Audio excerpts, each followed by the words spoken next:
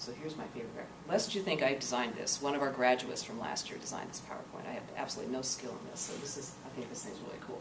So here's the event. You get a C on your Psych 101 paper test. What's your feeling? I'm scared or I'm angry. I'm the same person, okay? They have two different feelings. They're scared and they're angry, okay? Then they think, now then we're going to say, what's your thought? So our scared feeling down here is, if I get a bad grade in this class, I will never get into graduate school. The angry pursuit up there is, I always got A's in high school, and some of the material on that exam was not covered in class. Have you had that experience yet? Okay. So same person, they get the C on the exam, they've got two feeling strands going in their life. Now, if you stopped here and you were going to come over here and decide, now here's what I'm going to go do, what would you do if you stopped right there? What's your course of action? The material, it wasn't on the class, it wasn't on the exam, and I'm never going to get in graduate school. Oh my gosh. Anybody? Study harder next time. Study harder? Are you feeling energized by those two thoughts? Or like, kind of like, oh, now what kind of a thing? Okay. So then you're going to say, what's my evidence?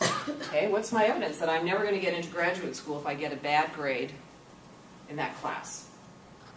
Well, I'm doing well in other classes, and even if I get one grade that isn't an A, it's not going to keep me out of grad school. That might be something you'd say to yourself. There's probably, and you would fill in your own thing.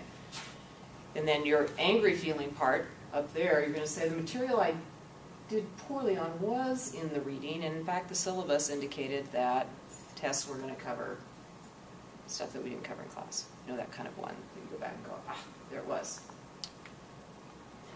And when you're working on these sheets, you can have multiple, there's not only room for one here, but you're going to push yourself to come up with 3 pros and 3 cons for each of the feelings that you have.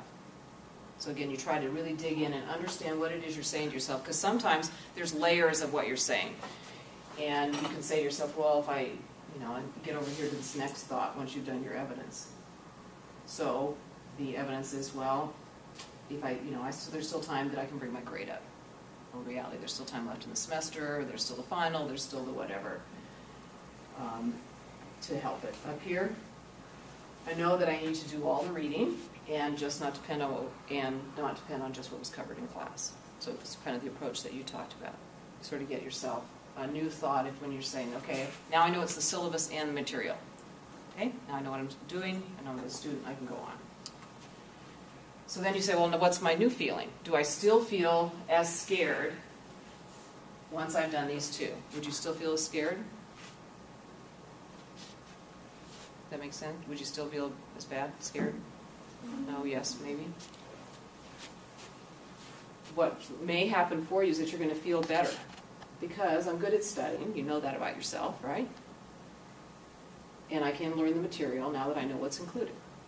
So in essence, you've taken this one and made it specific.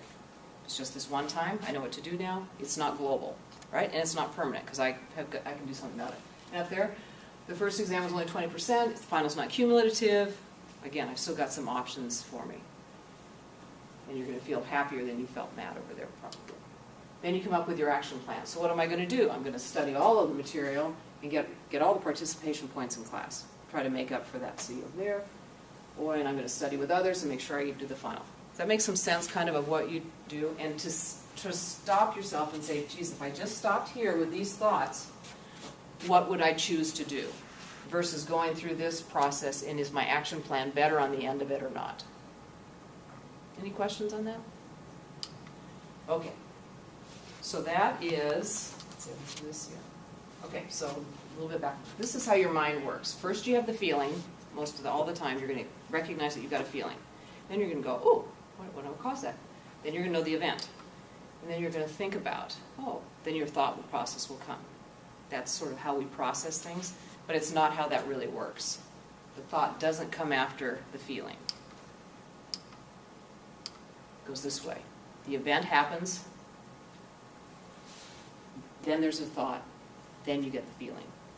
So if you've got a feeling and you don't know what the thought is, you just have to say to yourself, I know there's a thought in here somewhere, or I wouldn't have this feeling. So what is it I'm saying to myself? How am I perceiving the situation that got me that feeling? And is it accurate? That making sense? Can you see that in your own life, where things will happen, or you get this feeling, wow, that feels great. Okay, great. Go back the other way. So this is the resilience worksheet for you all. They have copies for each of you. You want to pass out, and you can take multiples if you want. And this is what I would encourage you to do is try this for yourself. That there's a front and a back to it. You can make extra copies, and start with an event. And you can start on this sheet, since you're not quite sure where these three are going to happen for you. You might be that you know your feeling first. It might be that you know your event. So it doesn't matter which of the three columns you start in. Just fill in the three columns before you move on. Okay? Because sometimes, again, you might walk out of something and be really, really angry. Okay? So, but you don't know why you're really angry. Have you ever had that happen to you, where you have a feeling you just don't know, like, what is going on? Why am I feeling this way? Kind of a thing. So you could start in this column. Okay, I'm really angry. And then you start to push yourself, what's the event? Or what am I saying to myself? And then you work back and forth across it. You can do it in that sort of way. And then go for your evidence. What's my evidence? Whatever that thought is that I'm saying to myself. And do your pro and con. Then your new thought. Okay, do you have a new thought that comes out of it? And then test how you feel. Do I have a different feeling? Do I feel any better, any worse based on this? And then your action plan, and push yourself to come up with at least 3 options of what you're going to do that relate back to that event. Make sense? Now, here's a challenge for you. For this to get really good at it, you need to broaden your vocabulary. So I challenge you to come up with 10 different words for happy. And whatever does not count. Okay? So can you throw some words out? What are some happy words? Excited. Excited. Ecstatic. Wow. What? Thrilled. Thrilled. Joyous. Joyous. Satisfied. What? Satisfied. Satisfied. Okay. So the first group sounded like they might be up here on your spectrum. Satisfied sounded like it might start to be down in here. So what are some other words that are, if this is the lower part of the happy, you got satisfied here. What are some other words down in here?